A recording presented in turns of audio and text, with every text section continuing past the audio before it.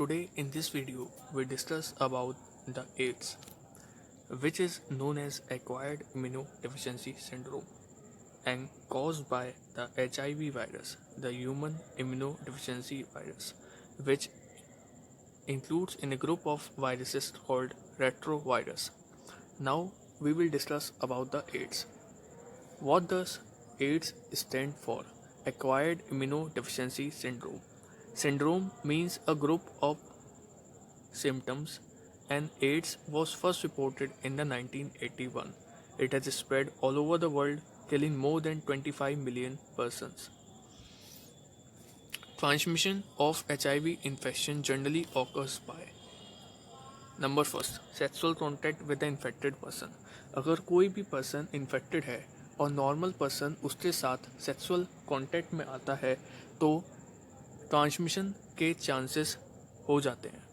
Second, by transfusion of contaminated blood and the blood products. अगर कोई भी infected person है और हमने उसका ब्लड किसी अनदर नॉर्मल पर्सन को ब्लड ट्रांसफ्यूजन कर दिया तो भी इन्फेक्शन होने के चांसेस होते हैं ऑफ HIV वायरस. तो जो नॉर्मल पर्सन के ब्लड में HIV वायरस पॉजिटिव आता है. Third, by sharing the infected needles as in the case of intravenous drug abusers and from infected mother to her child through the placenta, जिसको हम vertical transmission of disease कहते हैं. जब कोई भी infected mother से उसके फीटस में इन्फेक्शन पहुंच जाता है उसको हम कहते हैं.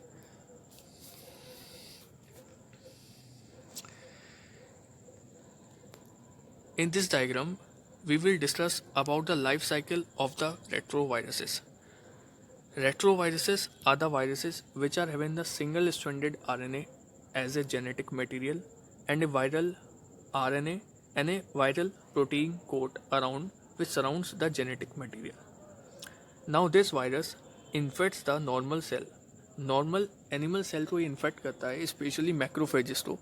इसलिए मैक्रोफेजिस को HIV की फैक्ट्री कहता है, क्योंकि यही वो सेल्स होते हैं जहाँ पे HIV human immunodeficiency virus replicate करता है और अपने मल्टीपल कॉपीज बनाता है. नाउ सबसे पहले क्या होता है, viral RNA is introduce into the cell. Then viral DNA is produce with the help of reverse transcriptase enzyme. हमें पता है सेंट्रल डोगमा ये कहता है कि जब DNA से RNA बनता है तो उस प्रोसेस को हम ट्रांसक्रिप्शन कहते हैं, और जब RNA से DNA बनता है तो उसको हम रिवर्स ट्रांसक्रिप्शन कहते हैं, जिसमें रिवर्स ट्रांसक्रिप्टेज एंजाइम इंक्लूड होता है. देन वायरल DNA प्रोड्यूस हो जाता है. Viral DNA incorporates into the host genome. तो यहाँ पे जो एंजाइम वर्क करता है उसका नाम कभी कभी पूछ लिया जाता है. उस एंजाइम का नाम होता है integrase. Viral DNA incorporates into the host genome, then a new viral RNA is produced by the infected cells and the new viruses are produced. और ये सारी साइकिल कहाँ हो रही है, मैक्रोफेजेस में. और इसके नीचे एक नोट लिखा है तो आप उस नोट को ध्यान से पढ़िए. Infected cells can survive while viruses are been replicated and release. जो इन्फेक्टेड सेल्स होते हैं उसमें वायरस कंटिन्यूसली रेप्लिकेट करते रहते हैं और उनका डिवीजन स्टॉप नहीं होता है.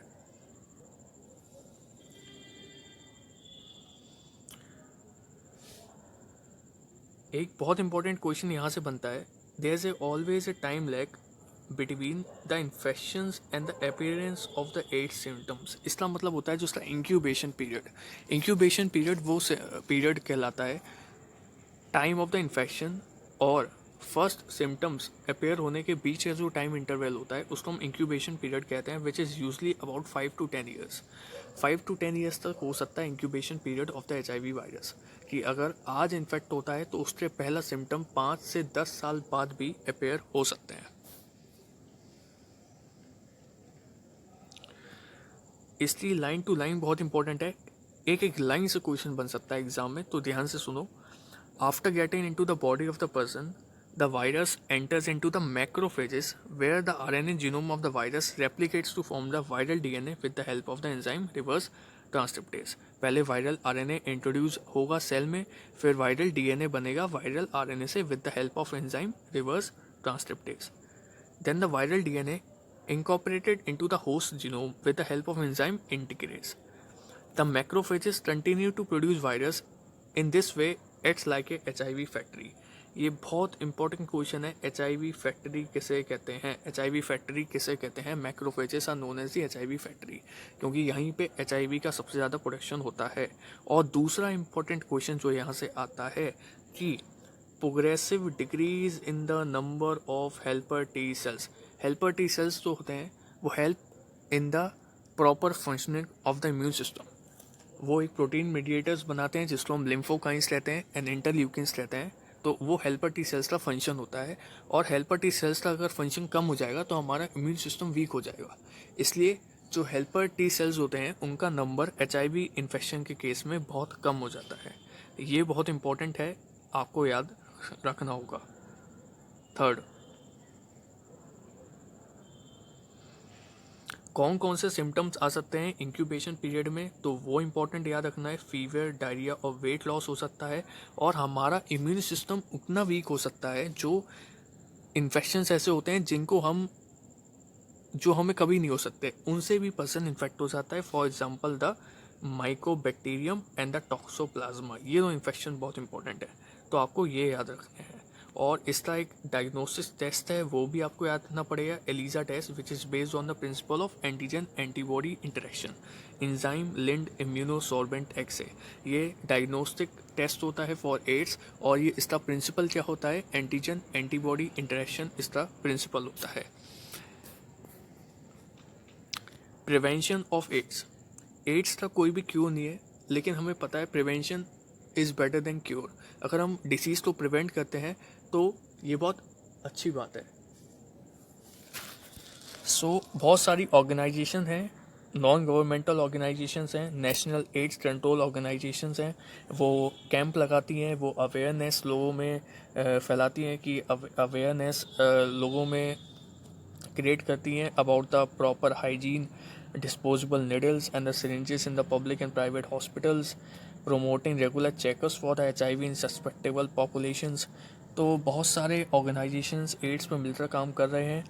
और डोंट डाई ऑफ इग्नोरेंस, ये बहुत ही राइटली सेट कहा जाता है कि आप डॉक्टर से कभी भी कोई भी चीज़ नहीं छुपानी चाहिए अपनी। तो उसको जो भी सिम्टम्स हैं आप बताइए, कि तभी आपको अच्छे से ट्रीटमेंट मिलेगा। तो ये हुई बात एड्स की। नेक्स्ट हम बात करने जा रहे हैं वो है cancer. So cancer is one of the most dreaded disease of the human beings and is a major cause of death all over the globe। Cancer का मतलब ही, कैंसर के नाम से आदमी डर जाता है, मुझे कैंसर हो गया। कैंसर का हम सुन के हमारे दिमाग में आता है कि कैंसर का कोई इलाज नहीं है, लेकिन ऐसा नहीं है। कैंसर का इलाज है, लेकिन कैंसर इज़ बहुत ही ड्रेडफुल डिसीज़ है और मेजर कॉज ऑफ डेथ है in all over the globe. सबसे ज़्यादा जो डिसीज केस होते हैं वो कैंसर के ही होते हैं। तो यहाँ से जो इम्पोर्टेंट क्वेश्चंस आते हैं, नॉर्मल सेल्स में एक प्रॉपर्टी होती है जिसको हम कॉन्टैक्ट इनहिबिशन कहते हैं, लेकिन जो कैंसरस सेल्स होते हैं उनमें ये कॉन्टैक्ट इनहिबिशन की प्रॉपर्टी नहीं होती है। ये इस प्रॉपर्टी को लॉस्ट कर देते हैं, इसलिए इसमें अनकंट्रोल्ड ग्रोथ होती है और ट्यूमर बन जाते हैं। Uncontrolled growth of the cells results into the tumour formation. Tumour अब दो तरीके के होते हैं, पहला आता है बिनाइन ट्यूमर्स एंड दूसरा आता है मलिग्नेंट ट्यूमर्स। बिनाइन ट्यूमर्स वो होते हैं which remain confined to their original location, जहाँ पे बनते हैं वहीं पे रहते हैं, they do not show the property of metastasis. लेकिन जो मलिग्नेंट ट्यूमर होते हैं वो show the property of metastasis, वो मेटास्टेसिस की प्रॉपर्टी को शो करते हैं।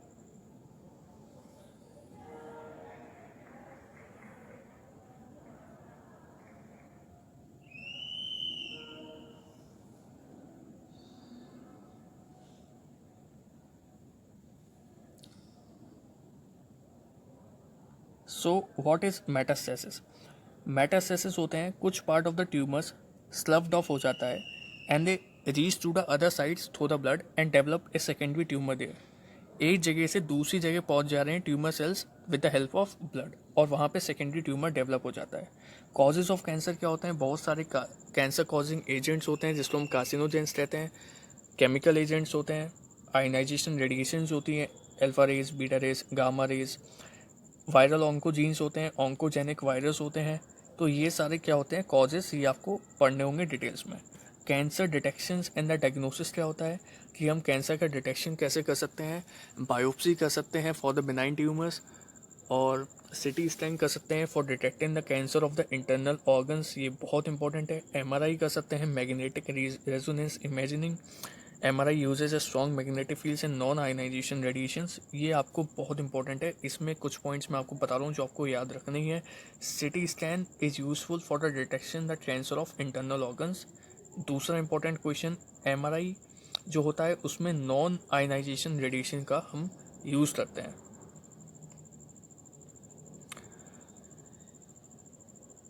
और बहुत सारे मेथड्स होते हैं।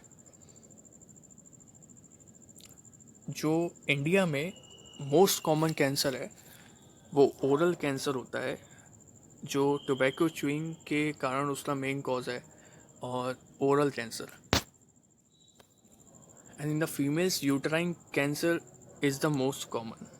And the breast cancer, breast cancer females में बहुत होता है और मेल्स में ओरल कैंसर बहुत होता है, क्योंकि इंडिया में पता है तंबाकू सेवन से ओरल कैंसर बहुत होता है। जो बक्कल कैविटी में कैंसर हो जाता है उसको हम ओरल कैंसर कहते हैं। तो इसका ट्रीटमेंट क्या है, कीमोथेरेपी होती है, सर्जरी होती है, लेकिन कीमोथेरेपी के बहुत सारे साइड इफ़ेक्ट्स भी होते हैं, जैसे वीकनेस आ जाता है, लॉस इन वेट हो जाता है, हेयर फॉल्स हो जाते हैं। तो ये सारे कीमोथेरेपी के साइड इफ़ेक्ट्स होते हैं, एनीमिया हो जाता है। और अल्फा इंटरफ्रॉन्स को हम यूज़ करते हैं। Interferons are the biological response modifier, वो बस आपके जो इम्यून सिस्टम होते हैं उसको थोड़ा सा मॉडिफाई कर देते हैं, उसको थोड़ा बूस्ट अप कर देते हैं, बस और कुछ नहीं होता है। कैंसर में भी वही सेम हम फॉलो करेंगे, prevention is better than cure. अभी आपको बस इतना जानने की ज़रूरत है जो बेसिक चीज़ें हैं। बाकी बहुत तरीके के कैंसर होते हैं, वो आप आगे आओगे एमबीबीएस में, फिर आप पढ़िएगा। और अगर आपको समझ में आया एड्स और कैंसर के बारे में तो don't forget to like share and subscribe the channel. Thank you, all the best, stay safe.